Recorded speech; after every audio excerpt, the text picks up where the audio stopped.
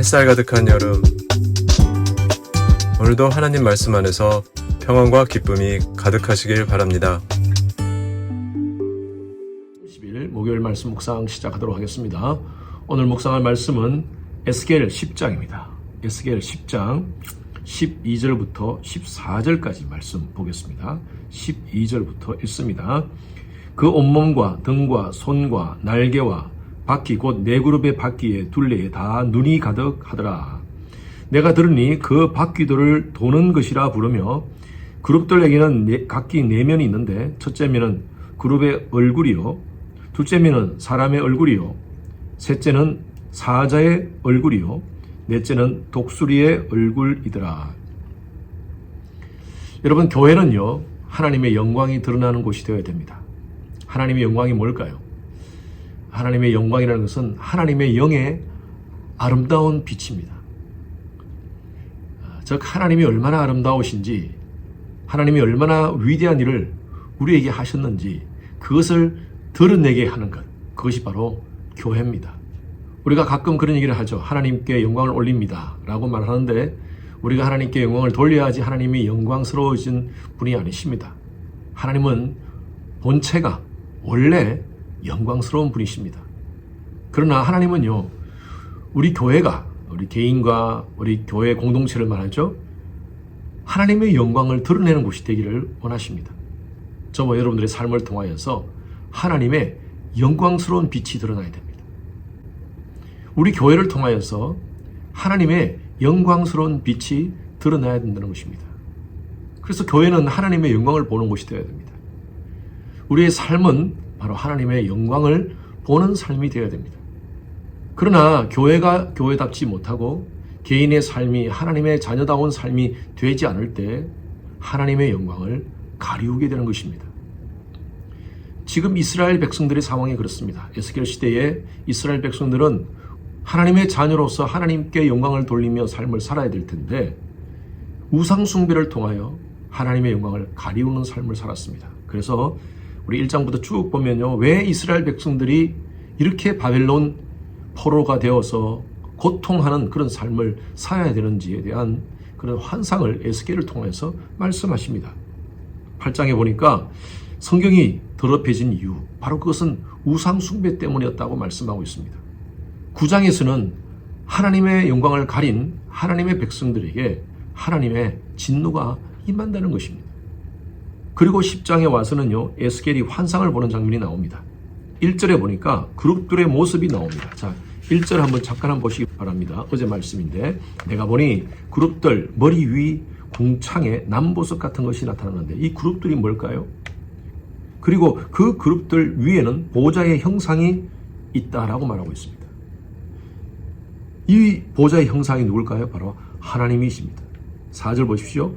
여호와의 영광이 그룹에서 올라와 성전 문지방에 이르니 구름이 성전에 가득하며 하나님의 영화로운 광채가 뜰에 가득하였고, 하나님의 보좌에 이 하나님의 영광이 성전에 가득했다고 했습니다. 이것은 정말 이상적인 성전의 모습을 보여주는 것입니다. 성경에 하나님의 영광을 표현하는 여러 가지 표현들이 나옵니다. 구름이라든지 연기라든지 이런 표현들이 나와요. 열왕기상 8장 10절 말씀에 보면 솔로몬이 성전을 완성을 하고 그리고 하나님 앞에 예배를 드립니다. 그때 하나님의 영광이 그 성전에 가득한 모습을 표현하는데, 어떻게 표현되냐면 열왕기상 8장 10절 말씀에 제사장이 성소에서 나올 때 구름이 성전에 가득하여 그 구름으로 인하여 제사장들이 능히 서서 섬기지 못하더라 표현했습니다. 이 구름이라는 것은 바로 하나님의 영광을 가리킵니다. 얼마나 하나님의 강한 임재가 있기에 성전에서 제사장들이 서서 하나님을 섬길 수 없을 정도로 강했다는 것입니다. 저는 이러한 영광스러운 예배를 꿈꿉니다. 하나님의 임재가 가득한 우리 주님의 교회. 예배 때마다 우리가 하나님 앞에 찬양 드릴 때 정말 하나님의 그 강한 임재로 인하여 우리가 능히 서서 있을 수 없을 정도로 그런 임재를 경험하는 우리 교회가 되었으면 좋겠어요. 그러기 위해서는 우리가 예배를 통해서 하나님의 아름다움을 드러내야 됩니다. 하나님이 어떤 분이신지, 하나님의 성품과 하나님의 행하신 일을 우리가 드러내는 그런 예배가 되어야 돼요. 이 예배가 사람이 드러나는 예배가 되어서도 안 되고요. 아름다운 음악이 드러나서는 또 안 되고요. 목사의 청산 뉴스 같은 그런 아름다운 말의 은어가 드러나서도 안 됩니다. 하나님의 영의 아름다움만이 드러나는 예배가 되어야 될 줄로 믿습니다. 자, 그런데 자 보십시오. 자, 9절 보니까요. 오늘 읽었던 말씀 앞부분입니다. 내가 보니 그릇들 곁에 네 바퀴가 있다 그랬어요. 이 네 바퀴라는 것은 사라는 것은 어떤 의미가 있습니다. 동서남북 모든 방향을 다 커버하는 것이죠. 자, 이 네 바퀴가 있는데 그 밑에 보면 12절 보십시오. 온 몸과 등과 손과 날개와 바퀴 곧 네 그룹의 바퀴의 둘레에 다 눈이 가득하더라 되어 있어요. 이 눈이 무엇을 상징하겠습니까? 천사 그룹이 네 그룹이 있다는 거예요. 이 네 그룹이 동서남북으로 다 보면서 같이 함께 모든 것을 감찰하고 있다는 것입니다. 하나님은요, 우리의 모든 삶을 감찰하고 계십니다. 우리가 어디 있든지, 우리가 무엇을 하든지 하나님은 다 보고 계십니다. 요즘 CCTV가 그렇게 많다고 그러죠. 한국에도 CCTV가 인구 숫자보다 더 많다고 합니다. 어딜 가나 CCTV는 다 있다고 해요. 다 본다 이거죠. 저희들의 삶도 마찬가지예요. 혼자 있던, 두 사람이 있던, 부부와 같이 함께 있던, 또 내가 어떤 사람을 만나던 모든 상황 속에서 하나님은 다 보고 계십니다.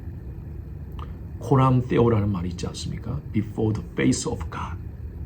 하나님 앞에서의 우리는 삶을 살아야 돼요. 하나님은 모든 것을 다 아시는 분이십니다. 우리는 하나님의 영광 앞에 하나님을 경외하면서 서 있어야 됩니다. 그래서 우리가 주일 예배 때만 하나님을 예배 드리면서 하나님의 아름다움을 드러내는 그런 예배가 아니라 우리의 삶을 통하여서 우리는 하나님의 아름다우심을 드러내야 됩니다. 왜냐하면 하나님이 다 보고 계시기 때문입니다. 13절부터 한번 보시기 바랍니다. 내가 들으니 그 바퀴들은 도는 것이라 부르며 그 그룹들에게는 각기 네 면이 있는데 첫째 면은 그룹의 얼굴이요, 둘째 면은 사람의 얼굴이요, 셋째는 사자의 얼굴이요, 넷째는 독수리의 얼굴이더라. 이 표현은요, 에스겔서 1장 10절에도 똑같이 나와 있습니다. 에스겔서 1장 10절에는 소의 얼굴이라고 표현되어 있습니다. 그런데 동일하게 계시록 4장에도 나옵니다. 거기에도 그발 강가의 생물들이 있는데 사자, 사람, 독수리, 소라는 그런 말씀이 나옵니다. 여러분, 이것은요, 무엇을 상징할까요? 어떤 해석은 이런 해석이 있습니다. 사람은 지혜를 말하고, 사자는 힘을 말하고, 소는 충성을 말하고, 독수리는 민첩함을 말한다. 이렇게 표현하는 신학자도 있고요. 사복음서를 대칭해서 마태복음, 사자복음이 바로 마태복음이다. 그리고 소복음, 종에 대한 얘기니까 마가복음이 바로 이 소복음이다. 누가복음 바로 하나님 예수 그리스도의 인자에 대해서 말하니까 사람복음 바로 누가복음이다. 그리고 요한복음은 독수리복음이다. 그렇게 해서 사자, 소, 사람, 독수리를 마태, 마가, 누가, 요한으로 얘기하는 경우가 있습니다. 무엇을 얘기하고 있는지 저도 모르겠습니다. 하나님께서 덮어놓으신 것을 굳이 인간이 인간적인 방법으로 굳이 해석할 필요는 없다고 저는 봅니다. 그러나 중요한 것은요, 이 모든 것은 모든 생물을 상징한다고 봅니다. 사람, 사자, 동물의 왕이죠. 그리고 소, 충성스럽게 일을 하는 소들이죠. 독수리, 하늘을 나는 새죠. 이 모든 생물들이 하나님 앞에 하나님의 영광을 드러내는 삶을 살아야 된다는 것이죠. 각 나라와 족속과 모든 생물과 백성과 병원과 셀 수 없는 큰 무리들이 흰옷 입고 어린 양 앞에서 나와서 구원하심이 보좌에 앉으신 하나님과 어린 양께 있도다 하면서 하나님을 찬양하는 그 장면이 나오지 않습니까? 여러분, 이것은 무엇을 상징하느냐 하면 우리 모든 생물들, 사람을 포함해서 모든 생물들은 하나님의 영광을 드러내는 삶을 살아야 된다는 것입니다. 저와 여러분들은 예수의 보혈로 구속받은 하나님의 자녀들입니다. 하나님의 영광을 드러내는 삶을 삽시다. 다시 말씀드린다면 하나님의 아름다움을 드러내는 삶. 우리의 언어를 통하여, 우리의 모습을 통하여, 우리의 삶을 통하여 오늘 하루도 하나님의 아름다운 광채를 드러내는 여러분들의 하루의 삶이 되시기를 주님의 이름으로 축원합니다. 하나님 감사합니다. 저희들을 하나님의 자녀로 불러주시고 하나님의 영광을 위해서 살아가는 그런 인생으로 불러주신 것 너무 감사합니다. 오늘 하루도 우리에게 주어진 시간과 물질과 은사를 가지고 하나님의 영광을 드러내는 그런 삶을 살게 하여 주시옵소서. 감사드리며 살아계신 예수 그리스도 이름으로 기도드렸습니다. 아멘. 목요일 기도 제목으로 함께 기도하겠습니다. 미국과 한국을 위해서 기도해 주시기 바랍니다. 대통령과 위정자들에게 지혜와 분별력을 주시고 그들을 보호해 주시도록 기도해 주시고요. 진영 간의 갈등이 사라지고 정치, 경제, 외교, 안보, 교육 등이 안정될 수 있도록 기도해 주시기 바랍니다. 두 번째로 오스틴 지역 한인교회와 목회자들을 위해서 기도해 주시기 바랍니다.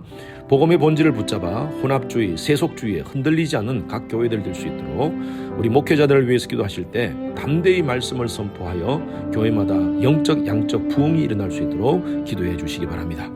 선교사님을 위해서 기도합니다. 아프리카 차드 김영습 선교사님, 요르단의 김재문 선교사님, 알래스카 이글리버 교회 이홍래 목사님, 브리치 미니스트리 김영수 간사님을 위해서 함께 기도하시겠습니다.